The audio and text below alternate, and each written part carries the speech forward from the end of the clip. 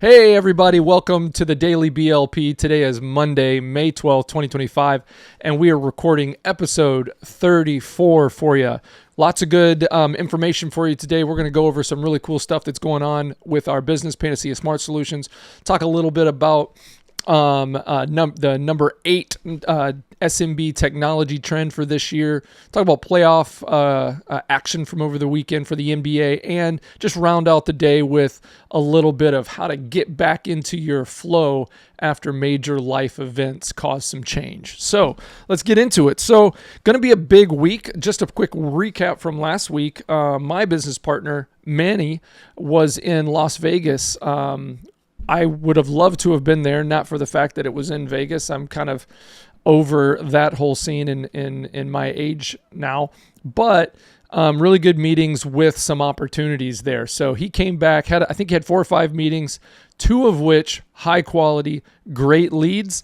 And I'm really excited to kind of fan the flame on those warm leads, get a really good connection, find out if there's an opportunity to work together, because one could be a really big IT lead for a huge hospital. I think in the Northeast, this is for after hours remote help desk support.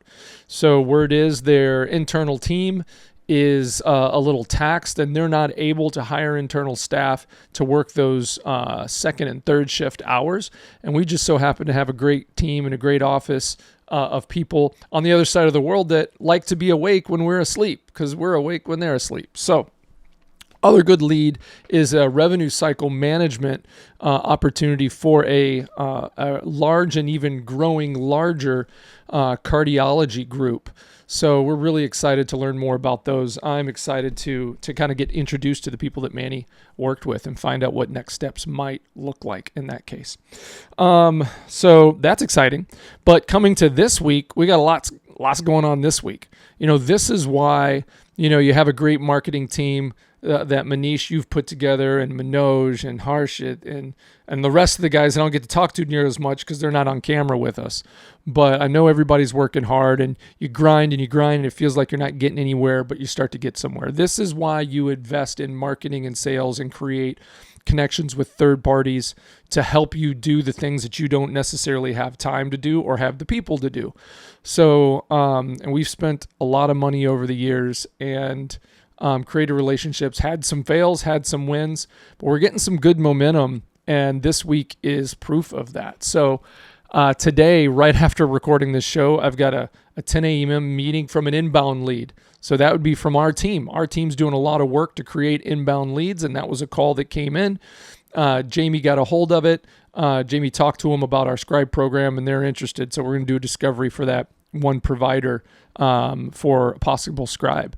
A little bit after that, at 12:30, I've got that appointment with the dermatology group that has somewhere in the range of 300 providers, and they're looking to grow and scale and make better use of their time. So they're trying to find out if they can find a partner like us that can provide their people with scribes. Not sure how many of them, maybe all of them, maybe just a few, but either way, great opportunity. And then this week, 3 meetings alone from Bobby G over at Arsenal Business Growth. Shout out to you there, Bobby, and guys over at Arsenal. You're doing a great job. Now it's just up to me to close some deals. But all 3 of these are in the relative location of our main office, which is great. 2 of the 3 are have really present needs. They're not huge leads, but I would say they're your typical MSP small business lead, which is great for us. We know how to knock those out of the park and do a great job.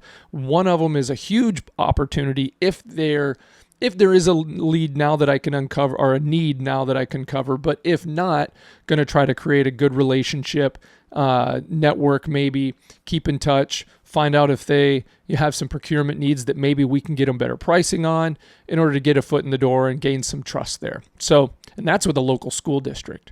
So that school district I think has somewhere around 750 end users if you count all their staff, teachers, administrators, students, and things like that. They have an internal team, fantastic. We can just be really helpful in helping them get things that they need, or consult, or helping them things they don't have time to do. So it's going to be a busy week, gentlemen. What do you think about that, Manish? You sure you still want to leave? You want to jump ship? Yeah, sure, Dan. Thanks. I'm just pulling your Yeah, leg. You know that. it seems like, yeah, I'm very excited to see like these leads looks a bigger opportunity for us, Hmm. and we are trying too hard to get things as our partners are working good. They are making something good opportunity for us. So these looks are a great opportunity for Panacea. And I would say one thing, you would be more busy in the coming week, so might be you would require. And another hand is similar, a clone of you, that person, similarly can understand the business like you, and the talk to like make a conversation with the prospects, leads, and try to get more businesses. Yeah. Hey, So, thanks for yep, saying that because you're absolutely right. One of my yeah. biggest goals this year, hopefully sooner than the end of this next year, is to bring somebody on that I can work directly with and start to hand off a lot of those things, duplicate myself in a way, find someone who's better than me, hopefully, empower them to go out there and kick some butt, free me up a little bit to work on other things in the business. But that's hard. So anybody watching, if you're good at what you do and it's sales and marketing related and you're hungry and you want to learn, message us, find a way to get a hold of us. It's really not that hard. We're all over the place. And I'll take you seriously if you're serious. Anyway, that was my little plug. Go ahead, Manish. Sorry. Yeah. Yeah, so yeah, that is like, this is how we know make a foundation of business and marketing team. And it's a good sign that we are getting a good opportunities, good leads, good prospects. We are getting calls, we are getting form submissions. Our partners are bringing some opportunities for us. So this is a good sign for us. I am very, happy to see these things and excited to see the more conversion in form of business. Yep, Yep. that's all I wanted to say. Good. Good. Good. Good. All right then. Well, yeah, that's really kind of my update for this week. Let's jump over into the next segment. I wanted to go down and cover number 8 from the SMB Group's report we've been working through. We've got number 10 out last week and number 9 out. So I wanted to cover the number 8 top 10 SMB technology trend for 2025. And I mean, they're all real, but this one kind of hits home because I think this comes up for us a lot. This one is AI driving SMBs to reevaluate workforce and hiring strategies. I think that I'm surprised that that's not number one because of all the things when I'm thinking about AI and technology. Maybe this is because it's more of a general thing, not just AI, but AI is the 400 500,000 pound gorilla in the room. Is every time we make a decision towards something that needs to get done, and let's say if somebody leaves, all right, do we need to replace that with that work with a real person, or can we figure out how to get AI to do that? Now that's most likely going to cost us, whether we develop that tool internally or someone's already done it and we pay that company to give us access to it. But I think that question comes up almost every time. I'll tell you that question comes up when we're talking about, people in positions to be promoted, or when people, if we're paying person X Y amount of money, but they want to be paid Z amount of money, we're to the point where we look at what's all the duties that they do. Do they do them well? Are there some of those duties that could be handed off and automated? Right. So it's tricky. Like I prefer people. I'm a people person. But I just prefer people who like to work, who get excited about creating and doing cool stuff and working together and getting in the grind and winning but losing sometimes, and how to get better and win some more. I mean, I like that. I would much prefer people in positions rather than AI. But the truth of the matter is that, and I don't think AI is there yet from a competency level. I think it can do things fast, but you have to check up on it constantly. It's weird. I almost think that the quality of AI's work set degrades over time. I don't know. I don't know if that's true or not because, I set up, prompt engineers, right, on ChatGPT. I've learned how to do that, almost back when this whole thing started. My buddy Dan, who used to work with us, taught me how to do that right away, and it was amazing. It helped me write blogs. But what I've noticed, I didn't notice it so much then because I wasn't paying as much attention, but I noticed it now, is I have it set up to help me with the 4 segments of the show. Not to write the show for me, but what I say when I get up early, because I don't write the outline the day before, because not everything's happened. Things can happen overnight, when I go to bed. So I get up early and I'm like, okay, it's time to get ready for today's show, and it's all happy. It doesn't walk in like an employee, late for work and forgot to drink its coffee and wiping the sleep out of its eyes and forgot to take a shower. No, it's all like, hey, can't wait, let's go, let's do this, and it starts typing right away. I'm like, all right, I'm gonna walk away, I'm gonna come back. The outline's going to be done, or what'll happen is, okay, what do you want to? It's got a checklist that I've taught it to work through. Okay, what do you want to do for? Here's our segment here's our broad segment scope. What do you want to do for each one this week? And I'll be like, I'll type number 1. Okay, let's look at last week. Here's what we accomplished. Here's what's coming up this week. Organize it for me. I'll do that for number 2, which is typically what we're on now. Number 3, sports related stuff. Number 4, lifestyle, business. That how to cope with those things.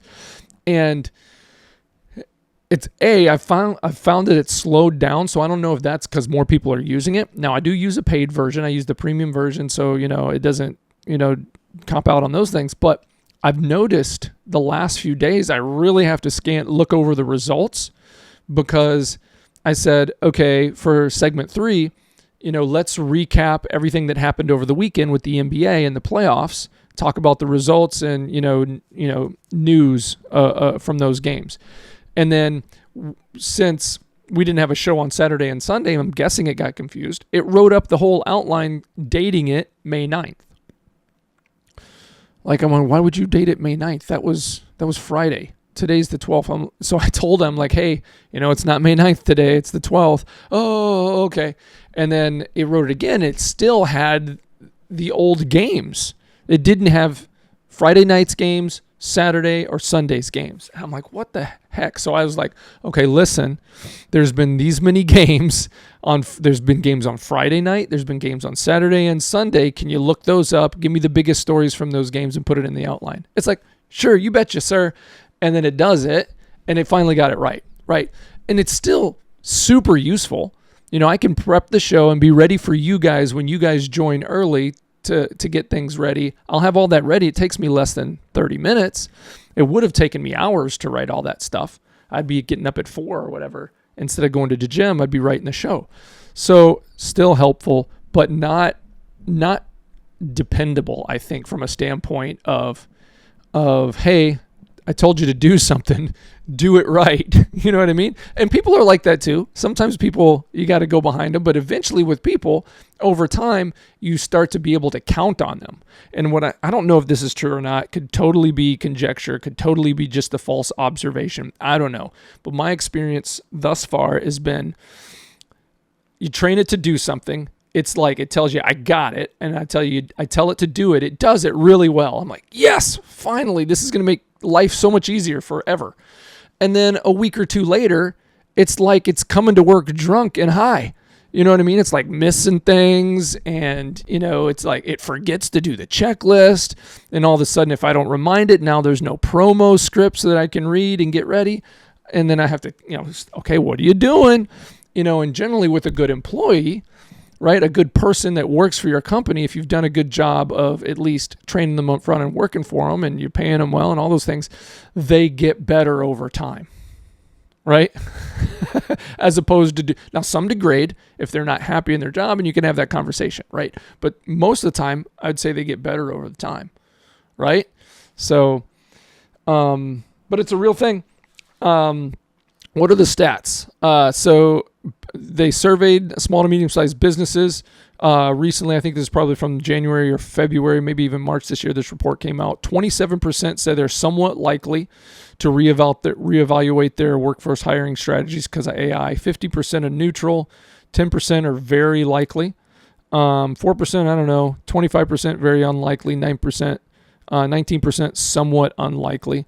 So, I think that, between the unlikelies and the likelies, it's split.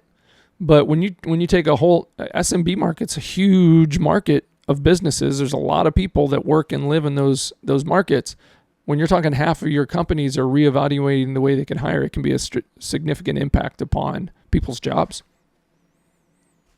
What do you think, Manish and Manoj?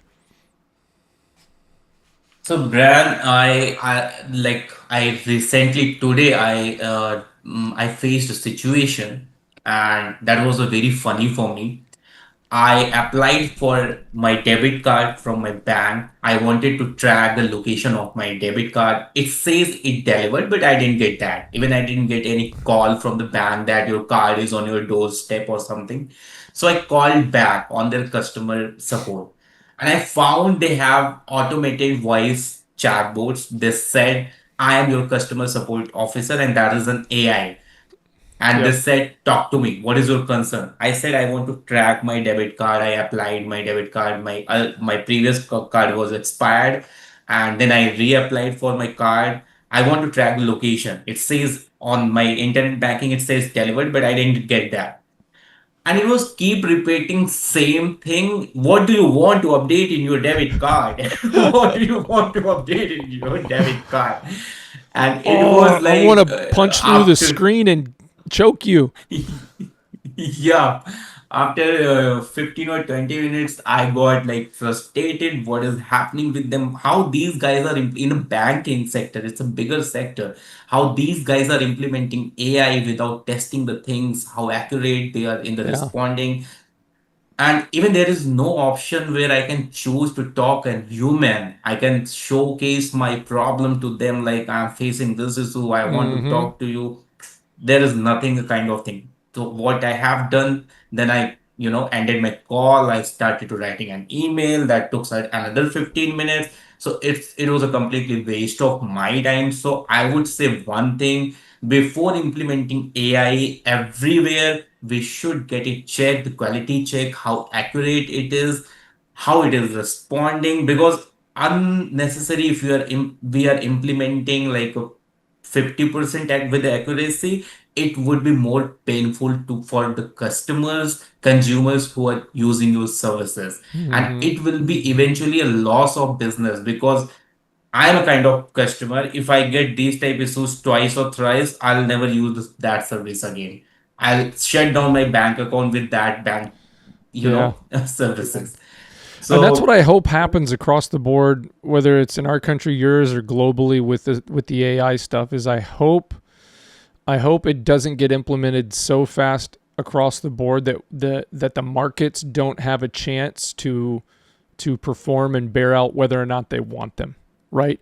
If it's just forced upon the markets because it's so much cheaper for enterprise or big businesses like huge banking companies, or that's the thing about small businesses is that we're, especially really small ones, we're so predicated on customer support that we can lose a client like that if our support sucks.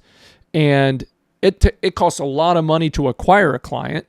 And when you lose a client, no matter what the size, it hurts immediately. And when if the bank loses you, they don't care. If the bank loses 10,000 of you, maybe they start to notice, hey, 0.05% of our customer base has left, and it just corresponds to the fact that we just started using this AI tool, and we've got a 50% feedback saying that it's not working correctly, right? And it can be scary with those things because, and it's been like this a little bit when they were just bots, dumb bots that were working off a script. It's frustrating when people work off a script.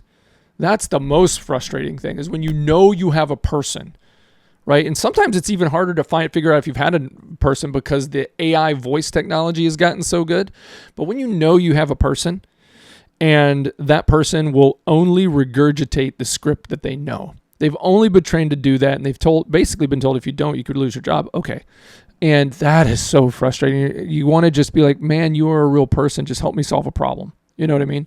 But and yeah, then the bots are frustrating, and now AI, because when you're at that thing, hey, I just want to know what's the status. It says delivered. I haven't gotten yet. What do you guys know? And it keeps it's hitting. It's like an error message. Error, error, error. I'm like, if that's life for all of us 10 years from now, and every interaction that we have trying to get something done, there's the potential of coming across a block that there's no way around because there's no people involved. That's scary. That's scary to me because that can be more serious. Think of it like a hospital.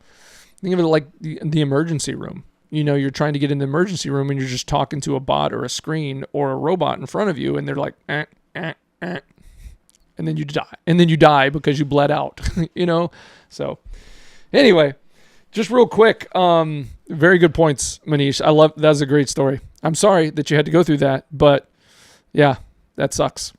All right, so there's another section in this report on the likelihood of AI replacing employees in the next 2 years by industry. So this feeds right into what you're talking about, right? So the top one, financial services, banking, insurance, 23% to 32%. So 23% very likely of AI replacing employees. 32% of them are saying somewhat likely. So not very, but still possible. So combined, we're talking 55% of surveyors said that they're going to either really do it or maybe do it in the next 2 years, replacing some jobs. Personal services, 21% very likely, 21% somewhat likely. Healthcare, medical, and dental. And we're seeing this in the market because we're in this market and work. And everybody's talking to us, hey, do you have an AI this? Do you do AI with that? Can you do AI with this? Can you do AI? Can you use AI to do that? 16% very likely, 32% somewhat likely. That's scary to me because I don't want my doctors replaced by AI. Maybe give them a tool to fall back on to like maybe test their thoughts on. But, okay, manufacturing, 13% very likely, 29% somewhat likely. I mean, manufacturing has been doing this for the last 30, 40, 50 years, right? As soon as, computers came around, computers that were, filling rooms bigger than my house, all the way now to computers that, fit inside of your phone, it's been a drive to automate production. And we've seen those work roles change, right? There's robot arms building cars instead of people building the cars. And I think the AI stuff is just another tool in that. Education. IT and tech services. We're in that world too, 12% and 32%. Education, 11% very likely, 11% somewhat. Retail, 8% and 42%. Professional services, these would be like lawyers and accountants and stuff like that. 8% and 42%. I lean on AI to give me quick legal advice every once in a while. I mean, I don't bet on it, but at least sends me the right direction. Depending on what it gets me, I'll call my lawyer, and then instead of having to spend an hour with my lawyer, maybe only have to spend a half an hour, which reduces what I have to pay them. Hospitality, 7% and 33% somewhat likely.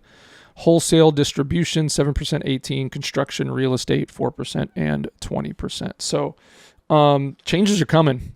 If this many people are saying they're pretty likely to do something in the next 2 years, it'd be the next step with this would be, okay, within those industries, what are the functions that you're looking at replacing with AI? And then I would be like, okay, I'm not going into that industry. Right? So Okay, Brent, kids, there is a big scary part. Can you guess if armed force and government applies like implement with the 50% accuracy AI in armed force, what will happen? What would happen with the world? oh yeah, I mean, you look at now,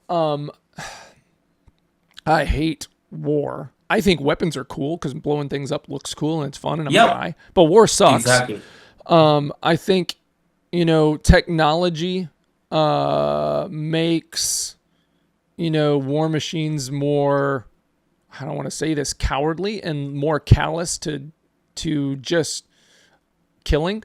Because if you don't have to get personal with the part of war, it's a lot easier to be disconnected. It's been going on for a while now, 20 years plus probably with, drone technology, right? So instead of me having to get into a plane, fly that plane into dangerous territory and, run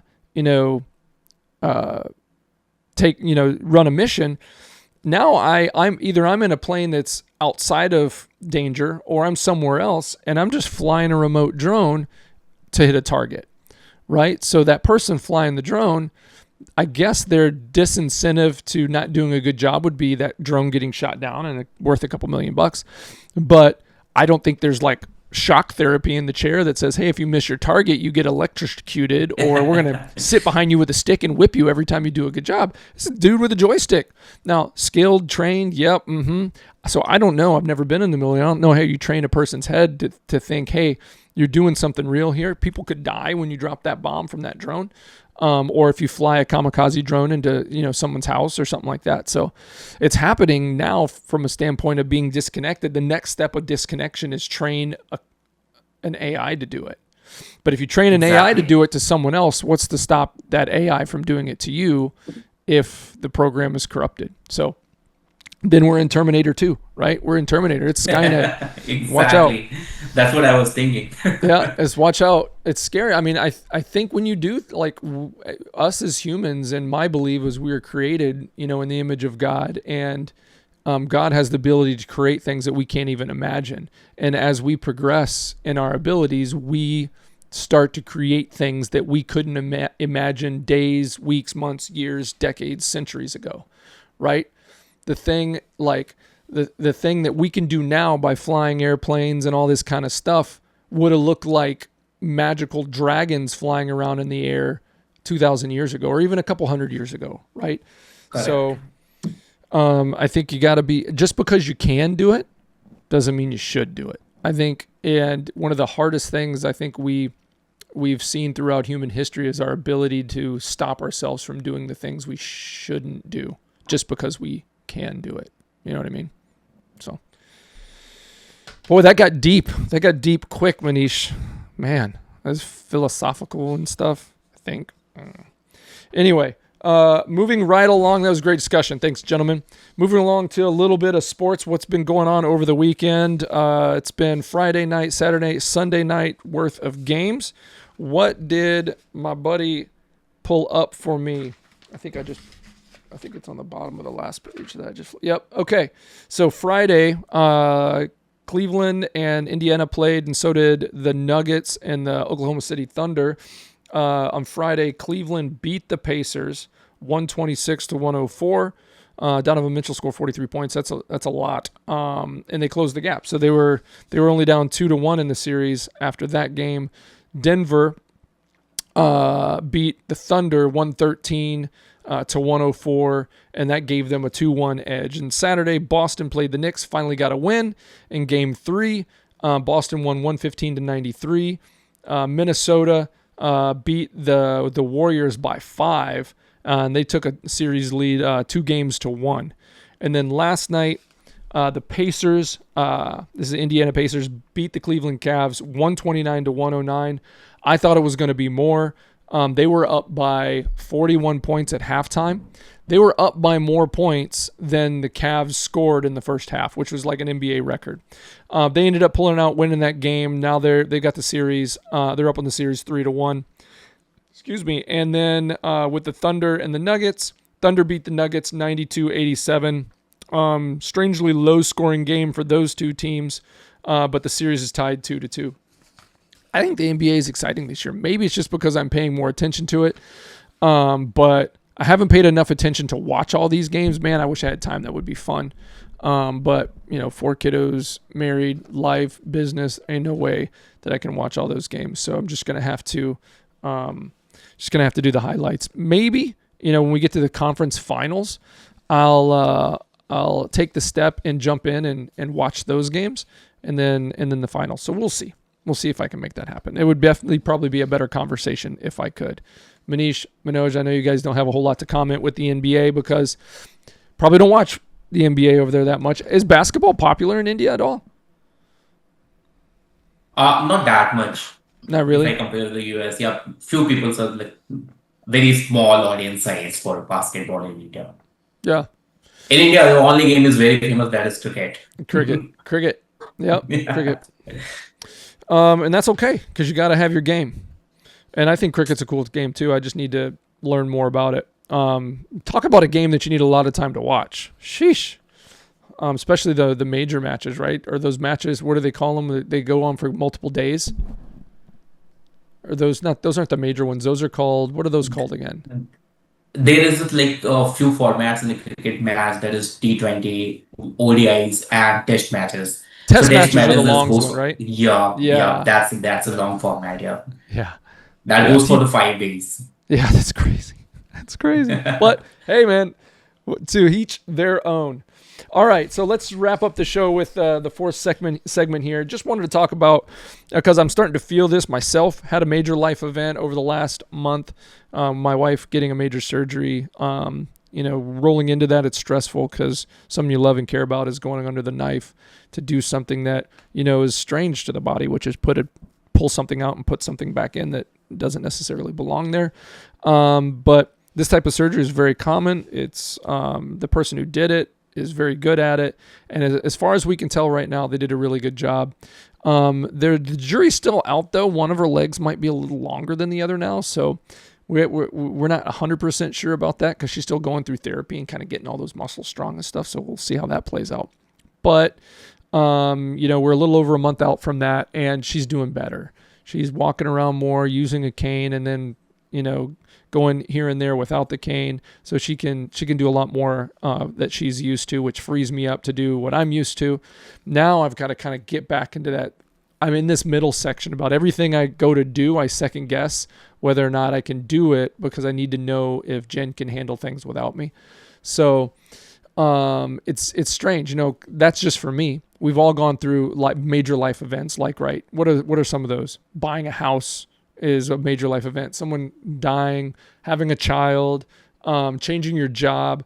All those things really change things, and they cause you to kind of slow down, reevaluate what you do and what you need to do, and then start back up with something new, or the old thing in a new way. So, Manoj, what's kind of been in your short but fun life so far? What's been a major event for you where you've kind of had to really do something like that, where it was a big switch and there was some pain involved, but then you get going again? Like 4 year ago, my father have a brain fever, so Mm. that's a very tough time for us.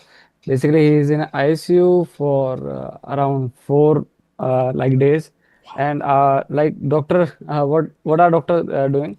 They are taking I don't know what the name of the proper thing. Like I can say in Hindi for sir. Yeah.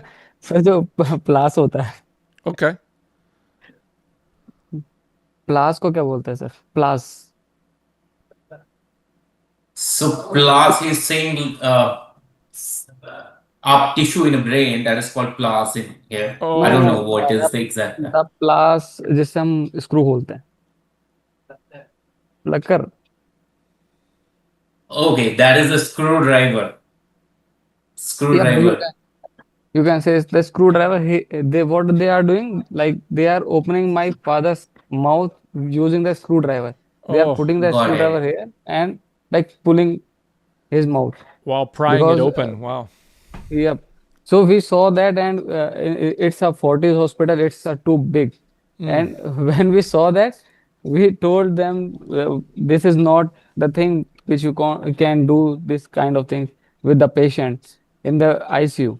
Yeah. So after that, we call someone who is in the big position at that hospital, and then they treat us, my father. And after it takes 6 months, my father to come home and Yeah. like proper fit.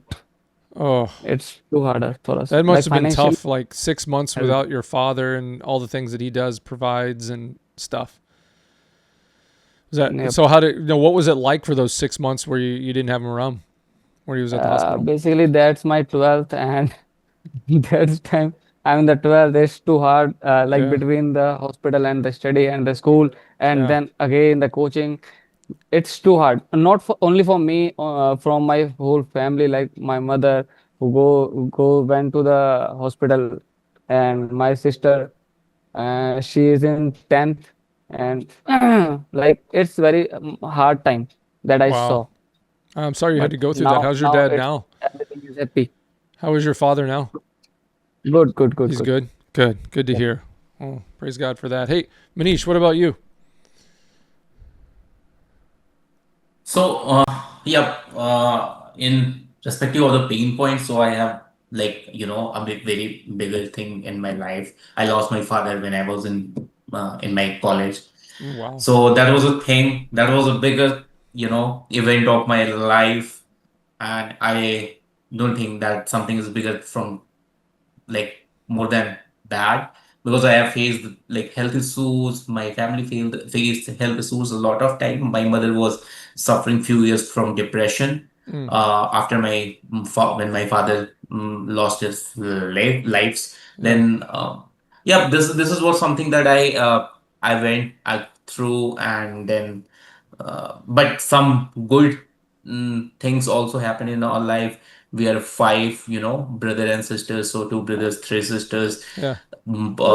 Everyone is getting married, so these are the bigger life events that happen. We enjoyed every time, and we built a few things, like we bought good house in our local town, we built a good house in our village, we bought cars, two cars in our house. So this is the good things that we made, and there is a few bad things also. This is how life goes on. So I believe on like this is up and downs will come in life, and we will, when something tough time comes, we need to be very careful with our emotions, with our empathy, how to deal with the bad times, tough times, Mm-hmm.